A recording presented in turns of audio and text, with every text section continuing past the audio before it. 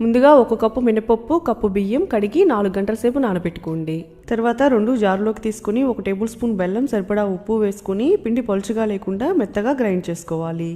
మిగిలిన పప్పు బియ్యం కూడా కొంచెం నీళ్లు వేసుకుని అంతా గ్రైండ్ చేసుకుని గిన్నెలోకి తీసుకోండి.